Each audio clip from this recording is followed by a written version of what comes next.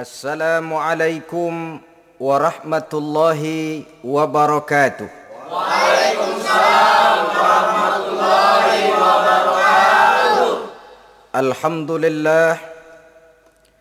Alhamdulillahil jabbaril qahhar, al-azizil ghaffar, khaliqil jannati wan nar.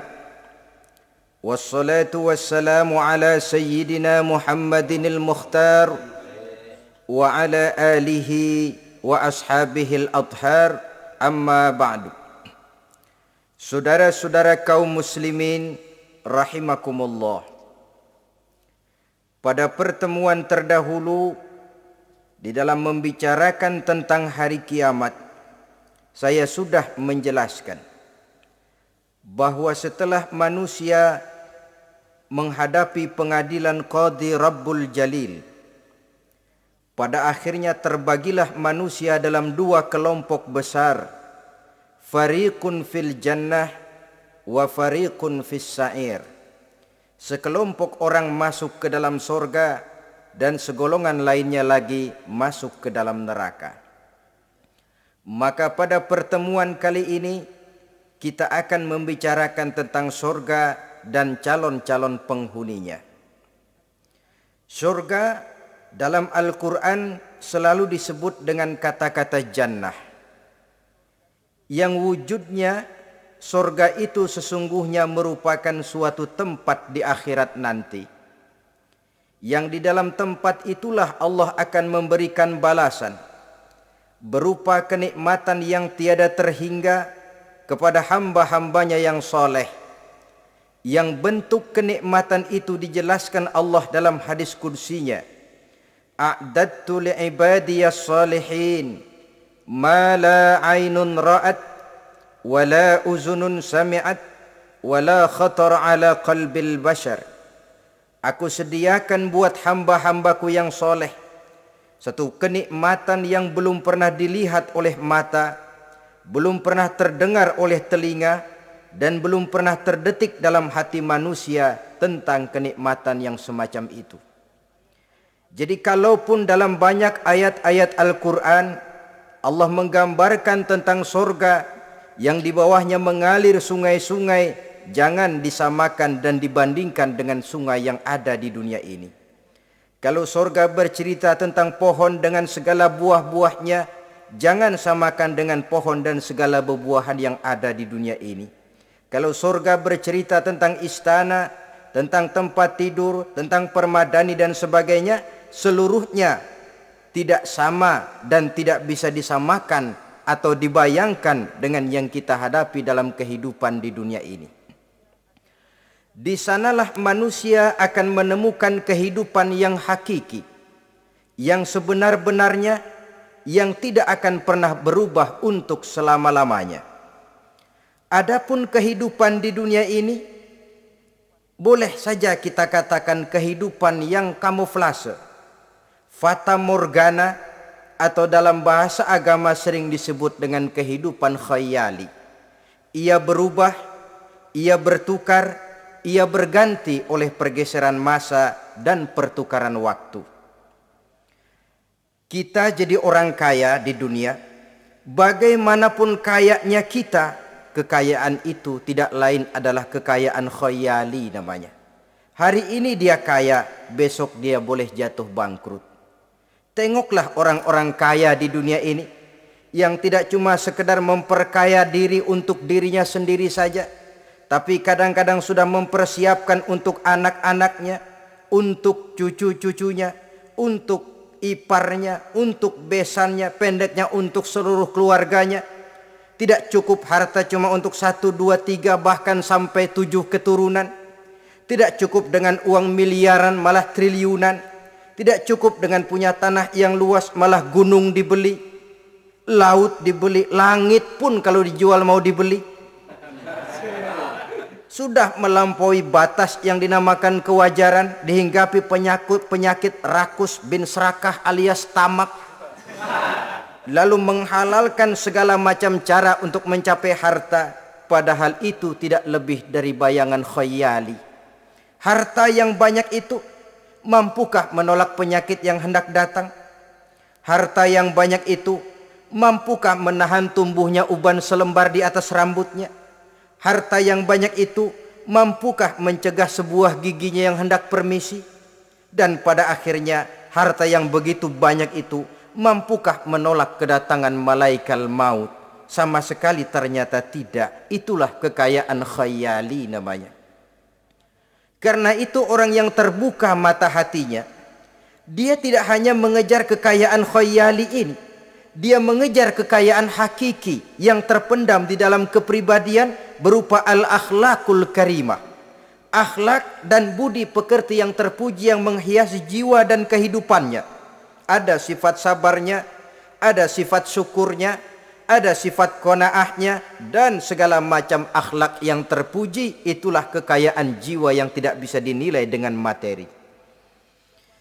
Kita punya pangkat, jabatan, kedudukan tinggi, pangkat apapun di dunia ini sesungguhnya tidak lebih dari pangkat khayali. Buktinya bahwa dia pangkat khayali, pangkat di dunia ini selalu ada bekasnya. Saudara kenal ada bekas camat? Ada? Ada bekas lurah, ada bekas gubernur, ada bekas menteri, ada bekas presiden. Hari ini dia lurah, besok bekas lurah. Hari ini dia camat, besok bekas camat. Hari ini dia menteri, besok bekas menteri. Pangkat khayali. Maka Quran menganjurkan jangan pangkat khayali yang kita kejar mati-matian. Sampai menggunakan sistem jilat atas, injak bawah, sikut kiri kanan, yang penting dapat kedudukan. Padahal itu tidak lebih daripada pangkat khayali. Quran menganjurkan carilah pangkat hakiki. Kedudukan di sisi Allah, maqam di sisi Allah, itulah pangkat yang sebenarnya. Apa jalan ke arah sana? Quran memberikan petunjuk. Wa minal laili fatahajjad bihi nafilatan lak asa ayyab'asaka rabbuka maqaman mahmuda. Di keheningan malam, dikala orang tidur nyenyak, bangunlah engkau tahajud kepada Allah Tuhanmu. Pasti kalau itu kau laksanakan, Allah akan menempatkan engkau di satu tempat yang terpuji, mendapat pangkat yang hakiki dan bukan sekedar pangkat khayali. Kita berusia muda, muda kita ini pun muda khayali.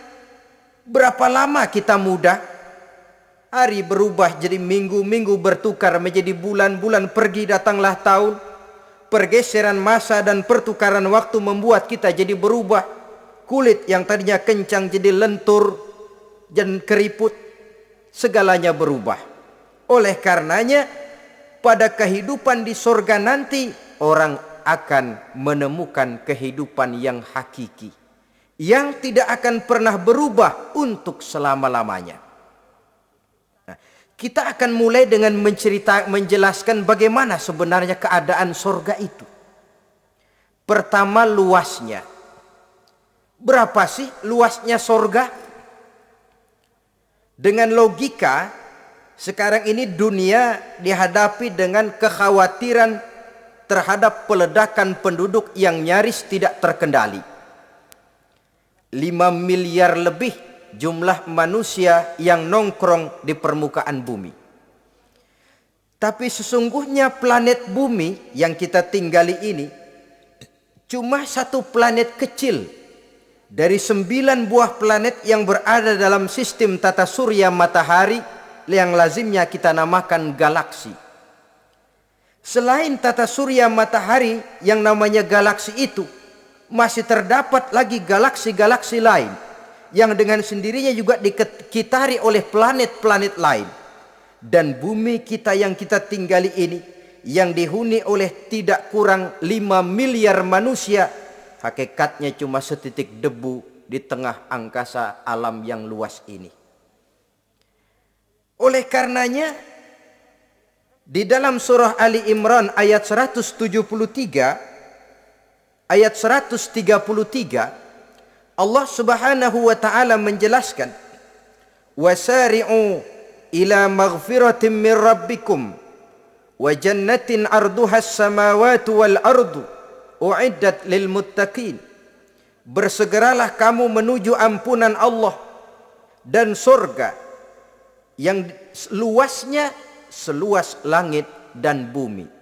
Seluas langit dan bumi. Sedangkan langit oleh mata telanjang ini kan tidak pernah kelihatan. Yang nampak oleh kita biru di atas itu cuma batas titik pandangan manusia yang terjauh. Dan konon itu adalah refleksi sinar matahari yang menyentuh air laut, melahirkan warna biru.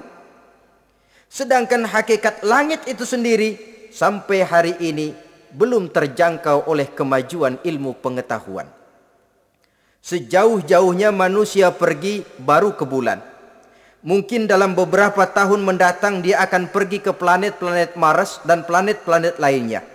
Tapi itu masih terbatas dalam sistem tata surya matahari atau galaksi kita ini. Belum lagi sampai kepada langit yang pertama. Surga yang disediakan untuk orang-orang saleh ini luasnya seluas 7 lapis langit dan bumi. Jadi saudara tidak usah berpikir khawatir di surga nanti kehabisan kapling. Di dunia ini saja masalah tempat tinggal sekarang ini jadi masalah pelik karena memang peledakan penduduk seiring dengan perkembangan tentang lapangan kerja yang harus disiapkan, sekolah yang mesti disediakan, sarana pendidikan yang harus disiapkan, rumah sakit untuk menjaga kesehatan, dan kompleks betul masalahnya. Tetapi di surga nanti arduhas samawati wal ard, luasnya seluas 7 lapis langit dan bumi. Satu keluasan yang hanya Allah saja yang maha tahu tentang batas-batasnya. Itu tentang luasnya surga. Lalu bagaimana keadaan di surga? Apakah ada bangunan-bangunan, taman-taman, kebun-kebun? Tentu ada. Di surga ada kebun yang tanamannya berupa tumbuh-tumbuhan dan menghasilkan buah-buahan yang buah-buahannya pun boleh dimakan oleh manusia karena tidak akan pernah ada larangan lagi dalam kehidupan di sana. Dalam surah Ar-Rahman ayat 54 misalnya kita dapati penjelasan dari Allah Subhanahu wa taala, "Wajanal jannataini dan." Begitu juga dalam surah Waqiah ayat 32 dan 33 Allah menjelaskan, "Wa fakihatin kasiratin la maqtu'ati wa la mamnu'ah." Dan di dalam surga itu terdapat buah-buahan yang sangat banyak sekali, yang tidak pernah putus-putusnya, wala mamnu'ah, dan tidak dilarang untuk mengambilnya. Yang dimaksud la maqtu'ah, tidak terputus, artinya buah-buahan di surga itu begitu kita petik keluar lagi gantinya, dipetik lagi keluar lagi gantinya. La maqtu'ah, tidak pernah putus. Lain kan pohon di dunia ini. Ini hari kita petik keluar lagi kapan? Musim tahun depan. Nungguin kita. La maqtu'ah, tidak pernah terputus buah-buahan itu, wala mamnu'ah, dan tidak terlarang untuk memetiknya. Adakah pohon pisang? Pohon pisang ada. Anggur, anggur banyak. Delima, delima pun ada. Tetapi sekali lagi, bagaimanapun hakikat buah di surga cuma sama dalam nama tapi lain dalam wujudnya. Nanti saudara pikir, di surga pisang, di sini juga banyak kalau cuma pisang mah. Di surga anggur, di pasar banyak anggur. Ini cuma nama yang sama, hakikatnya tentu berbeda. Sebab kalau hakikatnya juga sama, ya nggak usah sampai ke akhirat, di sini pun cukup. Adanya nama-nama ini cuma untuk memberikan gambaran tentang buah-buah yang ranum, yang nikmat, yang lezat, dan yang digemari oleh manusia. Dan jangan heran kalau di dunia ini biasanya pohon itu akarnya di bawah, buahnya yang di atas. Maka di surga nanti terbalik pohon itu. Akarnya yang di atas, buahnya yang ke bawah. Sehingga orang nggak perlu tangga dan ngambil buah tinggal memetik saja, nggak perlu naik, nggak perlu manjat, nggak perlu bersusah payah. Saudara-saudara kaum muslimin rahimakumullah. Kemudian bangunannya bagaimana? Surga itu pun bertingkat. Di dalam Al-Furqan ayat 10 Allah Subhanahu wa taala menjelaskan, Tabarakallazi in syaa'a ja'ala laka khairan min dzalik jannatun tajri min tahtiha al-anhar wa yaj'al laka kusura. Maha suci Allah yang apabila ia menghendaki dijadikannya untuk kamu yang lebih baik daripada kehidupan dunia ini, yaitu sorga yang di bawahnya mengalir sungai-sungai, dan dibangunkannya untuk kamu istana-istana di dalam sorga. Jadi bangunan di sorga pun berbeda sesuai dengan amalan orang yang masuk ke dalamnya. Seperti halnya perumahan di dunia ini, ada yang masuk kelas pondok indah, ada juga yang masuk kelas pondok pindah. Itu kan tidak sama itu. Ada pondok indah, ada pondok pindah. Sudah pondok pindah lagi.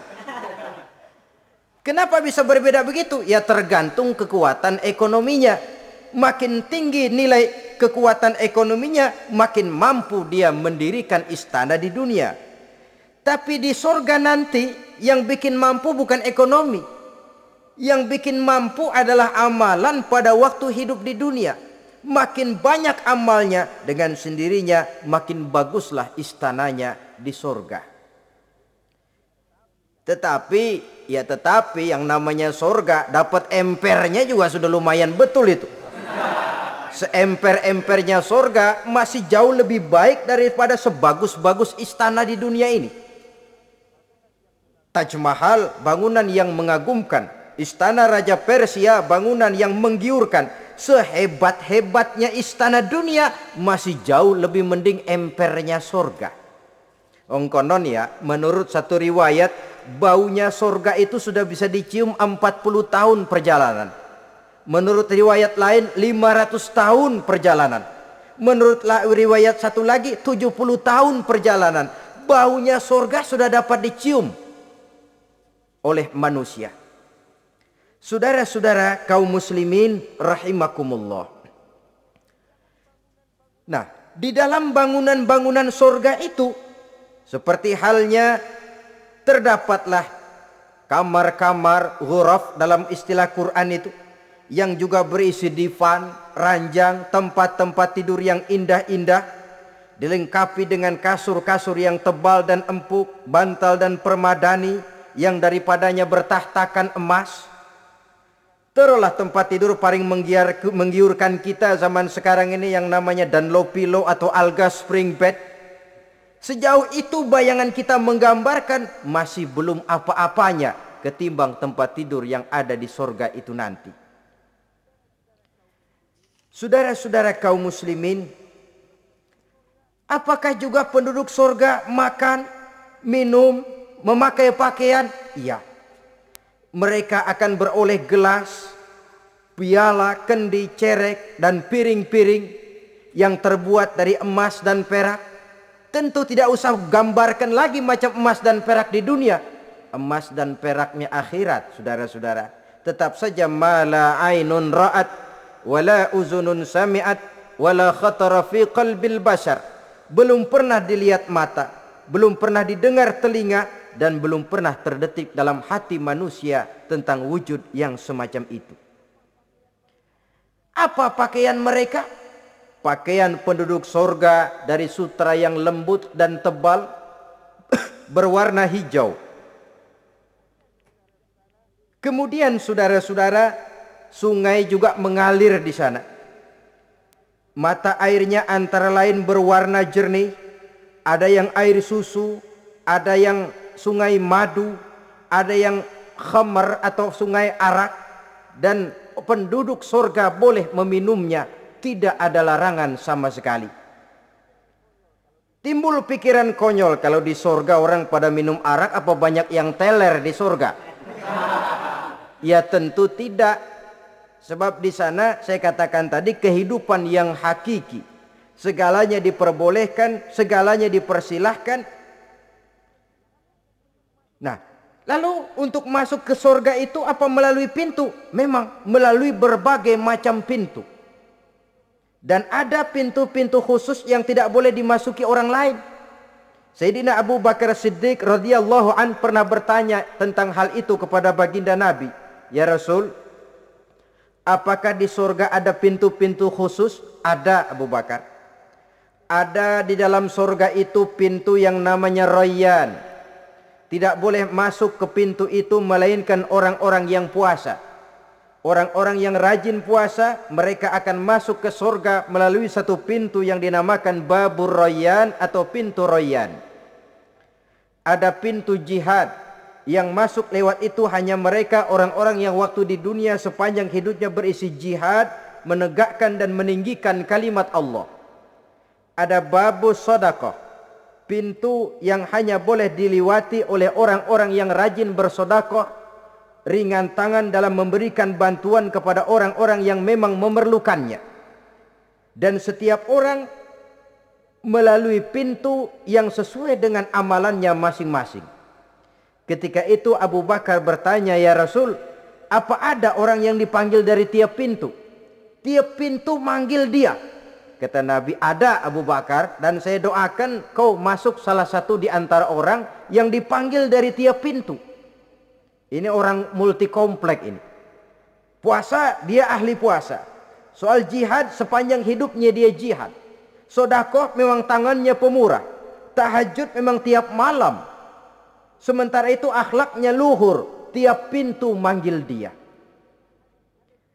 Dalam hadis ada juga perempuan yang bernasib baik, dijelaskan oleh Nabi, iza sallatil mar'atu khamsaha wa shamat syahraha wa hafizat farjaha wa ata'at zawjaha qila laha udkhuli min ayyi abwabil jannati syi'ti. Apabila seorang perempuan dia kerjakan solat yang 5 waktu, dia puasa di bulan Ramadan, dia jaga kehormatan dirinya, kemudian dia taat kepada suaminya, di akhirat nanti dikatakan kepada perempuan tadi, wahai perempuan, udkhuli min ayyi abwabil jannati syi'ti, masuklah kamu ke dalam surga dari pintu mana saja yang kamu mau. Disuruh pilih, saudara-saudara.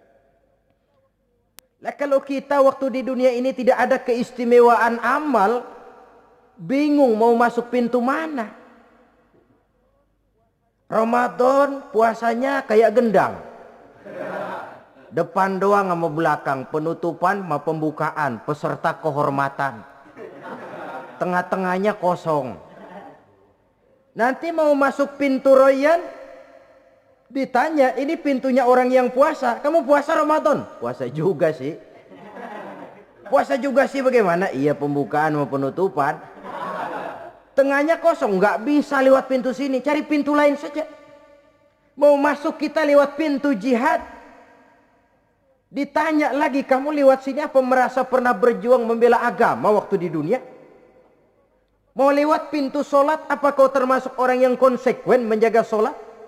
Bersyukurlah kita kalau tiap pintu memanggil. Kalau tidak, adalah salah satu amal kita yang menunjukkan keistimewaan kita. Karena itu beramal nggak perlu banyak, yang penting rutinnya, istiqomahnya. Ahabbul a'mali indallah adwamuha wa in qalla. Amalan yang paling dicintai Allah yang dikerjakan secara tuntas walaupun tidak banyak.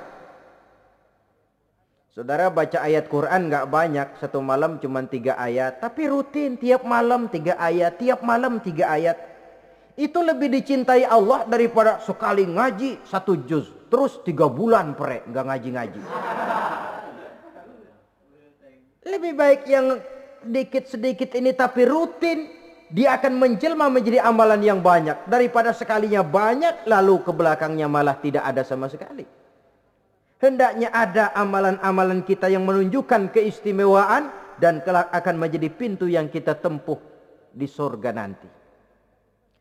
Apabila kita sudah melalui pintu-pintu surga itu dan tinggal di dalamnya dengan pakaian, dengan perhiasan, dengan makanan dan minuman sebagai yang saya sebutkan tadi, maka kita pun dalam kehidupan di sana akan dilayani oleh pelayan-pelayan muda.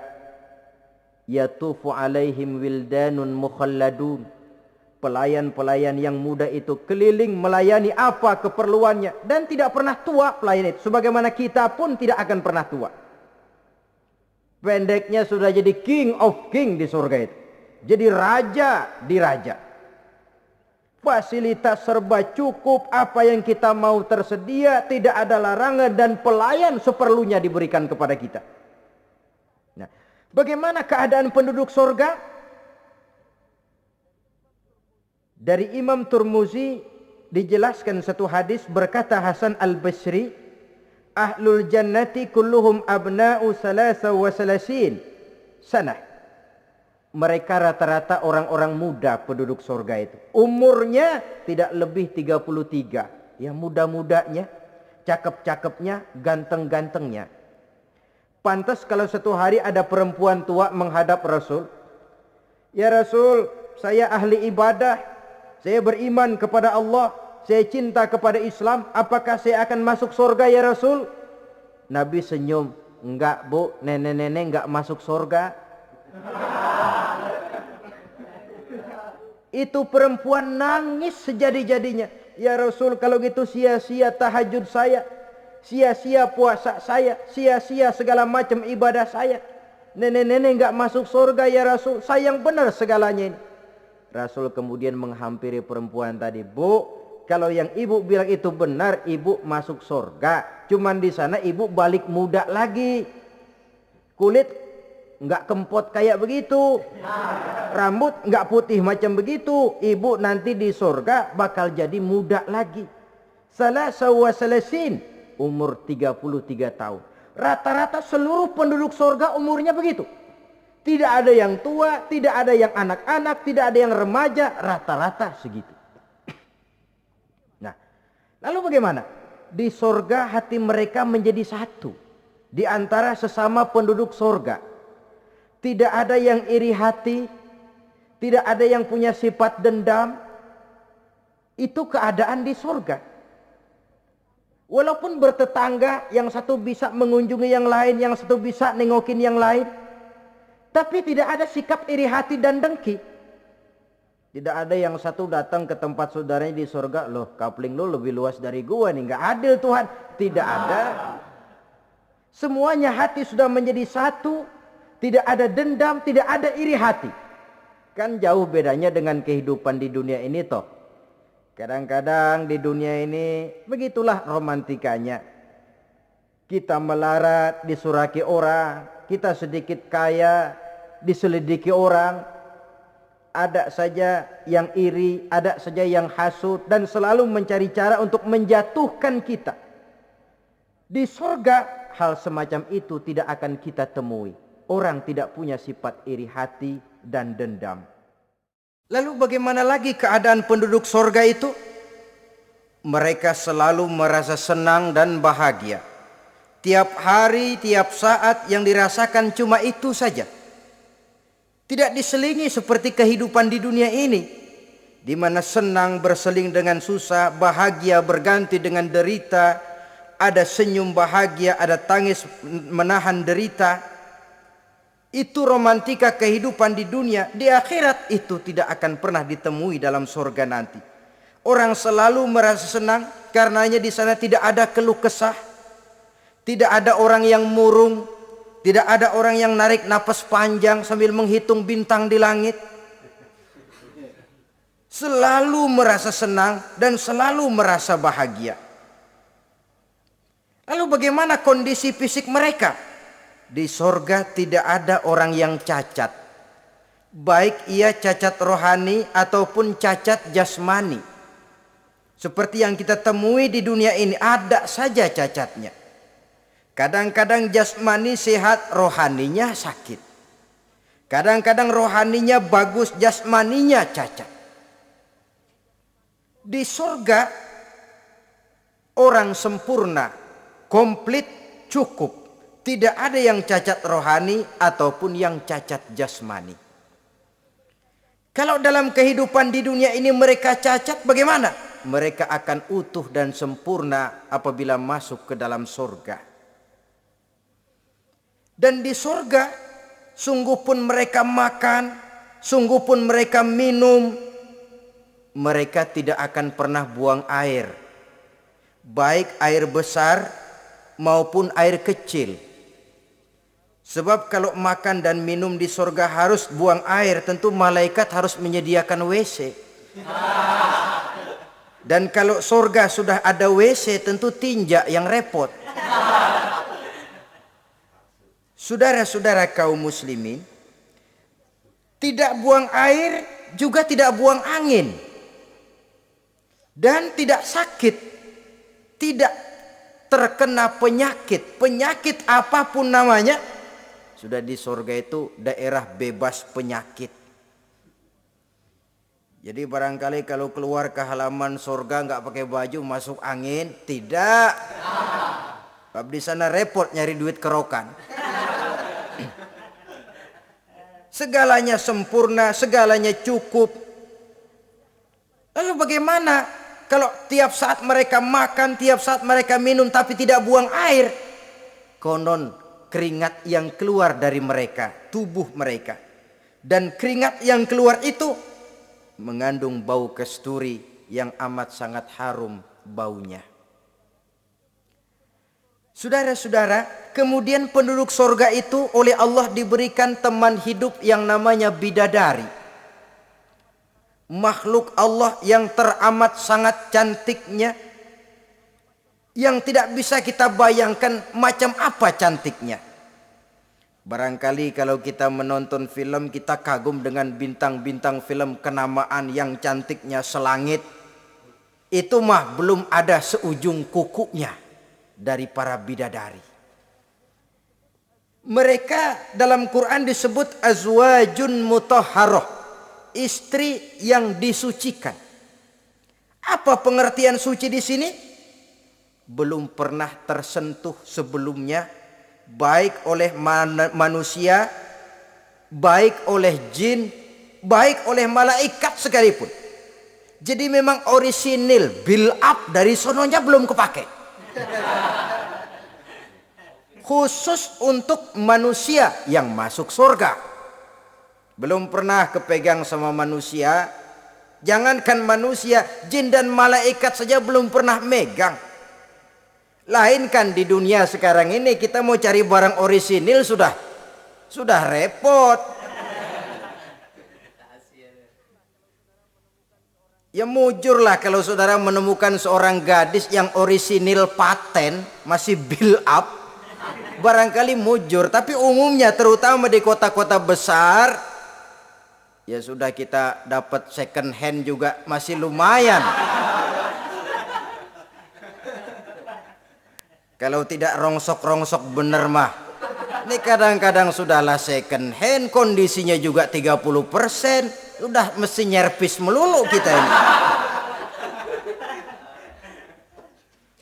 Saudara-saudara, azwajun mutahharah, belum pernah tersentuh oleh siapapun. Lalu makna tohharah ini, mereka selalu suci. Tidak pernah baik menstruasi atau mencret. Tidak pernah.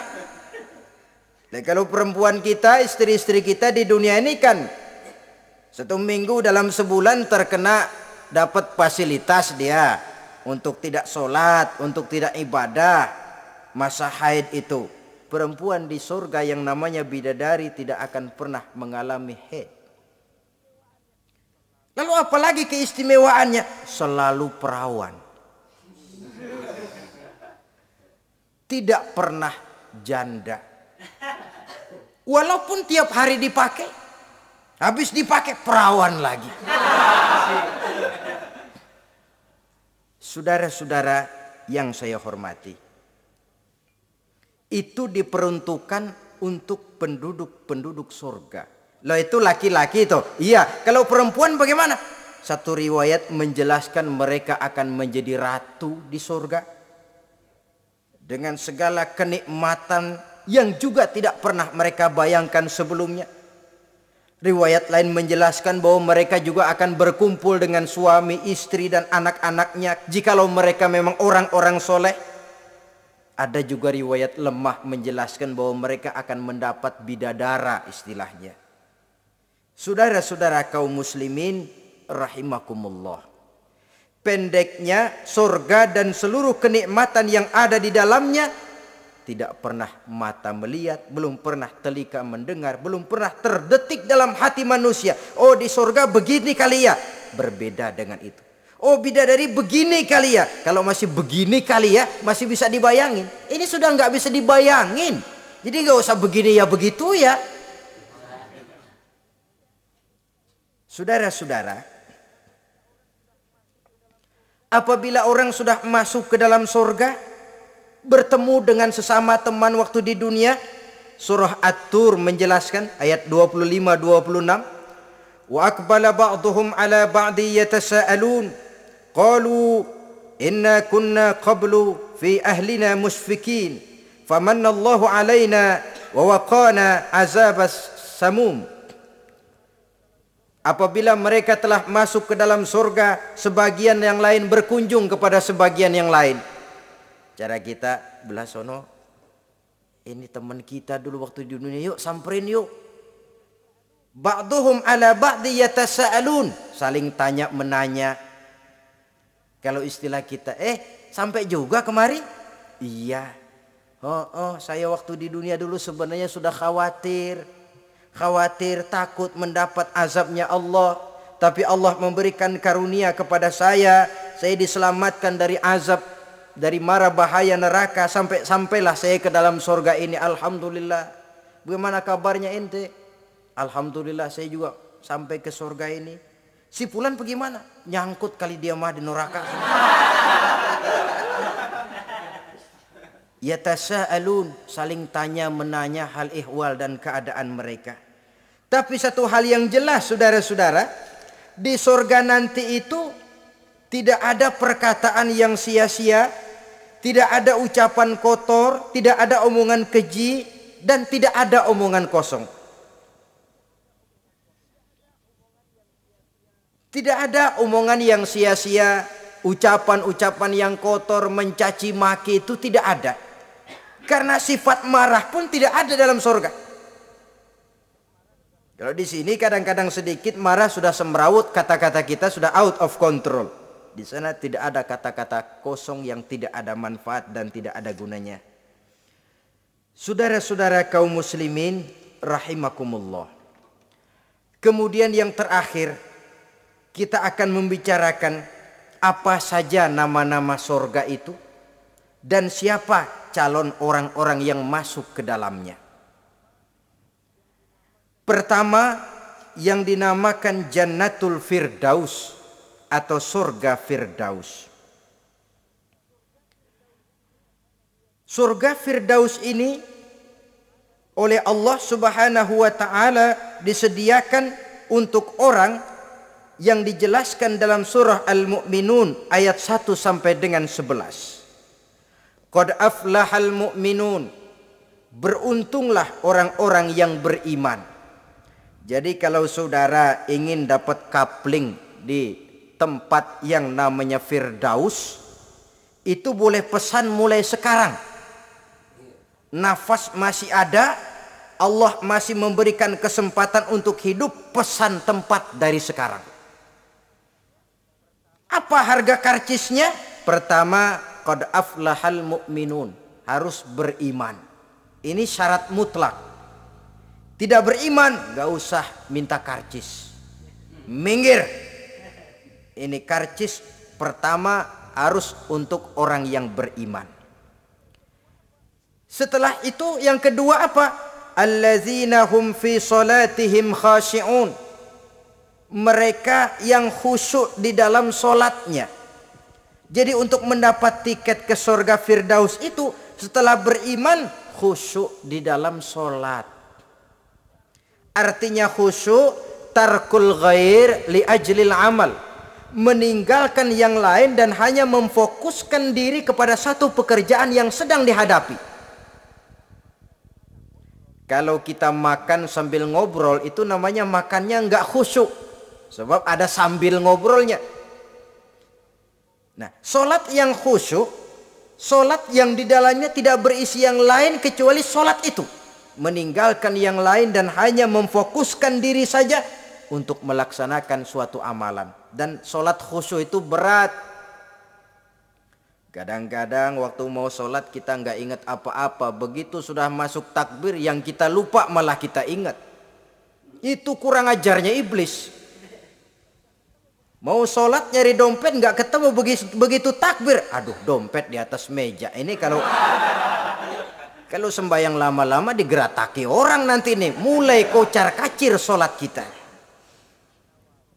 Makanya kata Imam Nawawi, sudah dinamakan khusyuk untuk tingkatan orang awam kalau pada waktu takbir dia ingat Allah. Segitu aja dulu dah tingkatan orang awam itu.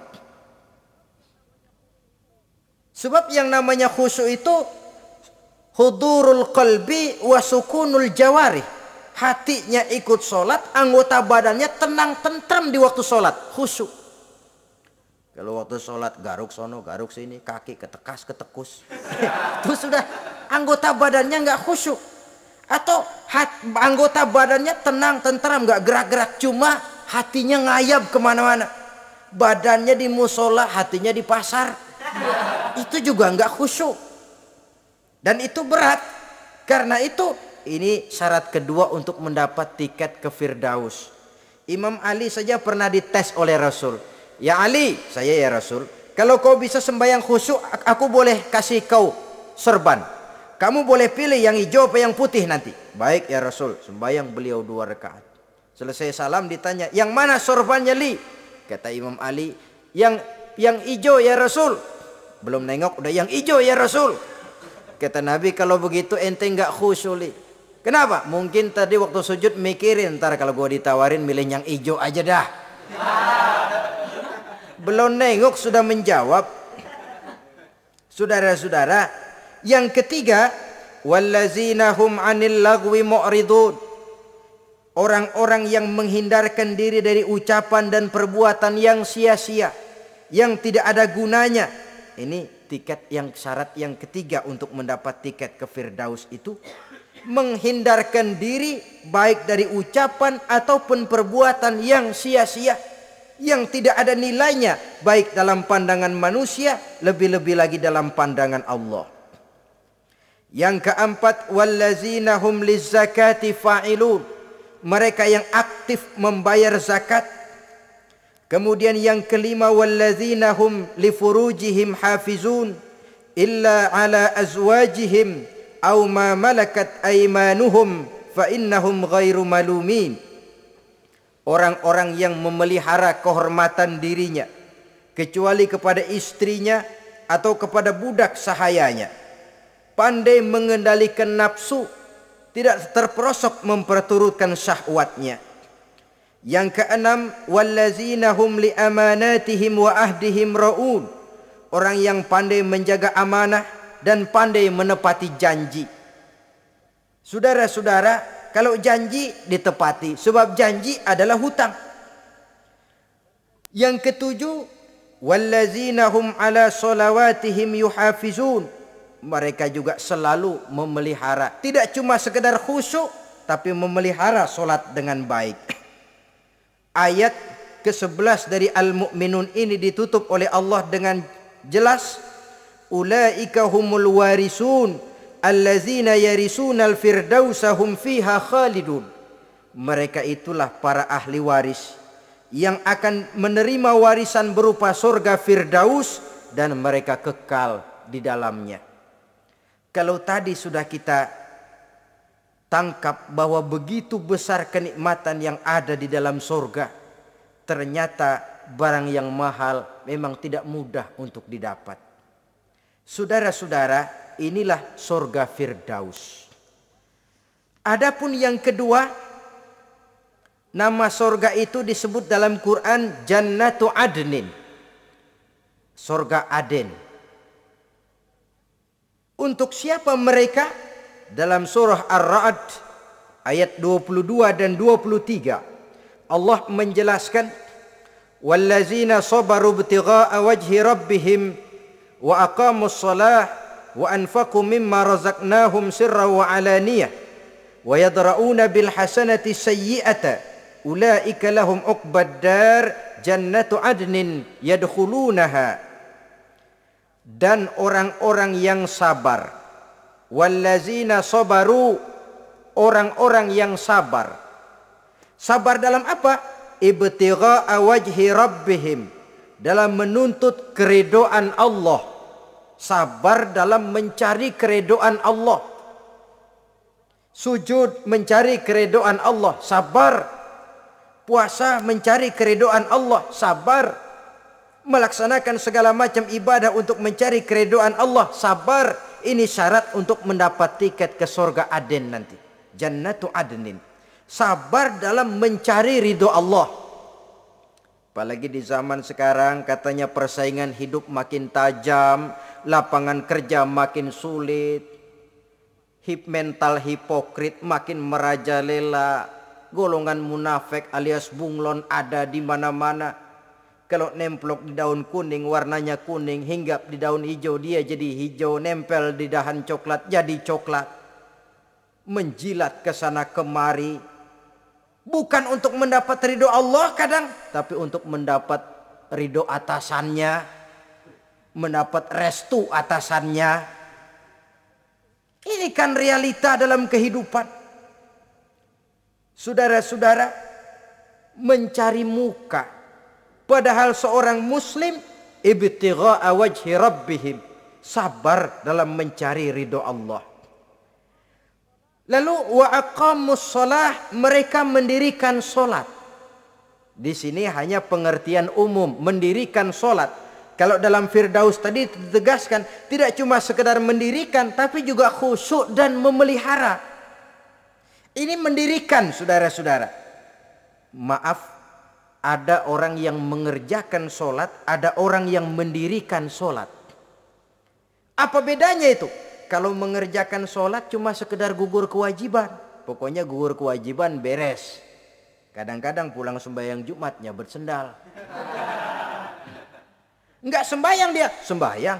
Kok nyolong sendal pulangnya? Itu baru ngerjain sholat, belum mendirikan sholat. Kalau mendirikan sholat, selesai sholat, ajaran sholat diterjemahkan dalam kehidupan. Itu mendirikan namanya. Ada istimror, kontinuitas alias kesinambungan. Selesai sholat, akhlak sholat, ajaran sholat diterjemahkan di luar sholat. Itu makna aqamus sholah. Apalagi syarat yang ketiga untuk mendapat tiket ke surga Aden ini? Wa anfaqu mimma razaqnahum sirran wa alaniyah, menginfakkan, membelanjakan di jalan Allah rezeki yang diberikan kepada mereka, baik terang-terangan maupun sembunyi-sembunyi. Maka sedekah itu terang-terangan baik, sembunyi-sembunyi juga baik kalau niatnya ikhlas karena Allah. Terang-terangan baik, kenapa? Untuk merangsang orang lain supaya berbuat seperti kita, bukan untuk dipuji, bukan untuk mendapat ria. Saudara-saudara, saya yang miskin nyumbang 100.000, saudara berapa yang kaya? Ini boleh untuk merangsang orang lain. Tapi kalau untuk ria, itu tentu dilarang oleh agama. Terang-terangan boleh, sembunyi juga boleh, bahkan itu yang dianjurkan oleh Nabi. Tangan kiri tidak tahu apa yang diberikan oleh tangan kanannya. Saudara-saudara, lalu yang keempat, wa yadra'una bil hasanati sayyi'ata, mereka menolak kejahatan dengan kebaikan. Dia hanya tidak berteriak-teriak tentang kemiskinan, tapi melakukan usaha bagaimana mengatasi kemiskinan. Dia tidak hanya berteriak dengan mengemukakan berbagai macam kemunkaran, tapi mengimbanginya dengan menanamkan segala macam kebajikan. Berarti sekarang ini tuh, air saja kalau cuma dibendung tapi tidak disalurkan kan ngebludak, jebol bendungan. Kita cuma teriak anak-anak muda dihantam oleh kebudayaan barat yang merusak moral. Tapi mana kebudayaan Islam kita? Gak pernah kita timbulkan. Musuh kita adalah kemiskinan dan kebodohan, jelas. Tapi apa langkah ekonomi yang kita lakukan untuk mengatasi kemiskinan? Dan bagaimana upaya kita meningkatkan mutu pendidikan? Kadang-kadang yang mutunya baik, mahalnya gak kejangkau oleh lapisan rakyat yang di bawah, menengah ke bawah ini. Itu yang jadi problem. Orang yang mendapat tiket ke surga Adnan ini, mereka menolak kejahatan dengan mengimbanginya, melakukan kebajikan. Tidak cuma teori, tidak cuma propaganda, tapi ada langkah konkret bahwa untuk membentengi kemaksiatan harus diperbanyak munkarat. Untuk mengimbangi segala macam perbuatan durjana harus dikembangkan majelis taklim pesantren, menghidupkan akhlak Islamiyah dalam kehidupan sehari-hari. Wa yadra'una bil hasanati sayyi'ah. Orang semacam itulah yang akan mendapat tiket ke surga Aden atau Jannatu Adnin nanti. 2. Adapun surga yang ketiga dinamakan Jannatun Naim. Surga Naim. Naim mengandung arti penuh kenikmatan. Tiketnya sederhana saja. Al-Qalam ayat 34. Inna lil muttaqina inda rabbihim jannatu na'im. Sesungguhnya bagi orang-orang yang bertakwa kepada Allah, mereka akan mendapat balasan berupa jannatun na'im. Surga Naim namanya. Jadi tidak banyak untuk mendapatkan surga Naim ini, cuma takwa. Cuman takwa yang jadi banyak. Apa itu takwa? Sekarang ini kan takwa jadi lalap. Dan orang sering menggunakan istilah agama di zaman sekarang ini untuk maksud yang tidak sama dengan maksud agama. Padahal takwa ini jelas, sebelum Islam datang ke Indonesia, kita orang Indonesia tidak kenal kata-kata takwa. Maka kalau harus menggunakan kata takwa, pengertiannya harus dikembalikan kepada pengertian Islam. Ini sih enggak. Orang yang mana aja kalau dilantik bertakwa kepada Tuhan yang Maha Esa, bertakwa, sampai membleh tuh bibir, bertakwa. Tapi kalau sudah megang jabatan kadang-kadang takwa ngalor dia ngidul, tidak relevan lagi. Lalu apa sih yang namanya takwa itu? Sederhana saja, imtisalul awamir wajtinabun nawahi, itulah takwa. Melaksanakan segala yang diperintah, menjauhi yang dilarang, itu takwa. Menjalankan perintah dengan meninggalkan larangan, apa bedanya? Kalau melaksanakan perintah boleh sesuai dengan kemampuan, tapi menjauhi larangan mutlak. Laksanakan perintah Allah sesuai dengan kemampuanmu, tapi tinggalkan larangan Allah mutlak. Mampu tidak mampu, tinggalkan. Enak kalau ada perintah, jauhi larangan Allah semampu kamu. Ya enak, tinggal kita milih. Saya belum mampu ninggal teler itu, lezat itu, belum mampu. Yang boleh semampu kita melaksanakan perintah. Sholat semampu kita, asal jangan mampu lalu pura-pura tidak mampu. Puasa semampu kita. Jihad semampu kita. Tapi kalau sudah meninggalkan larangan mutlak, mampu tidak mampu harus ditinggalkan. Jadi kelihatannya sederhana takwa ini, tapi masalahnya rumit. Melaksanakan yang diperintah, menjauhi yang dilarang.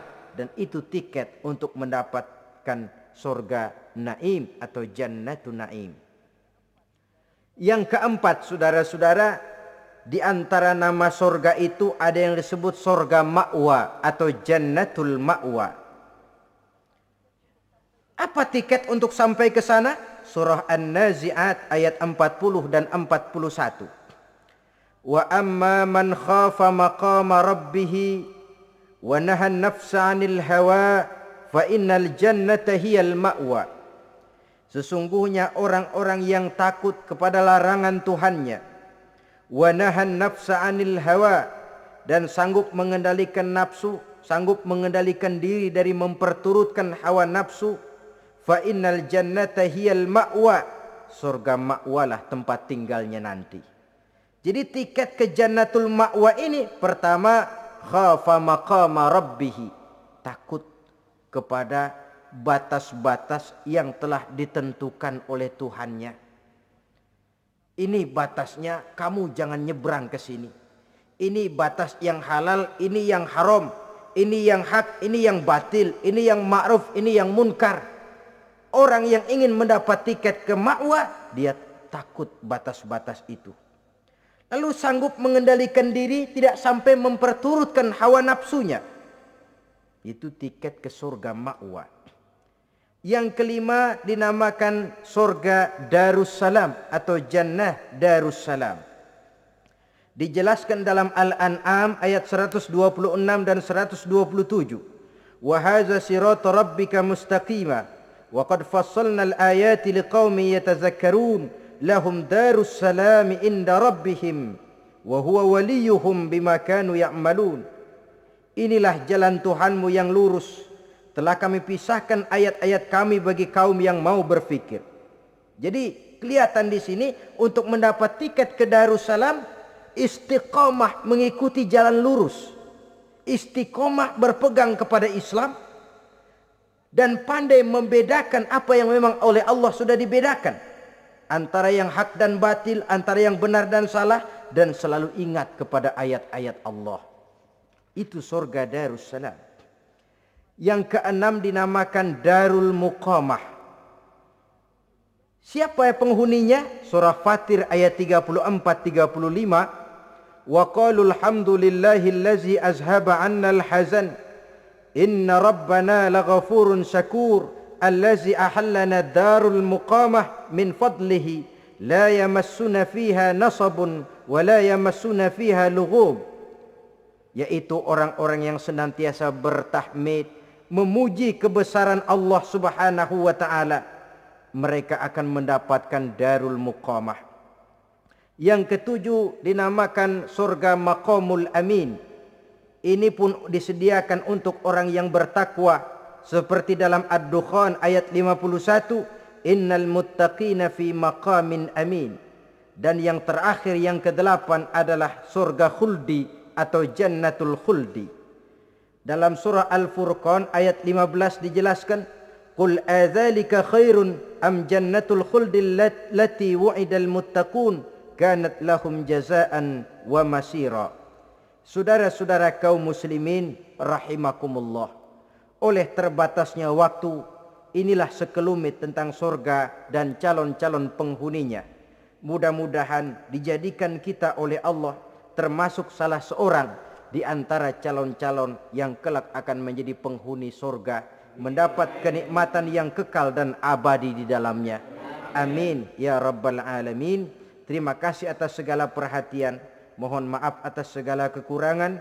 Usikum wa nafsi bitaqwallah. Wassalamualaikum warahmatullahi wabarakatuh.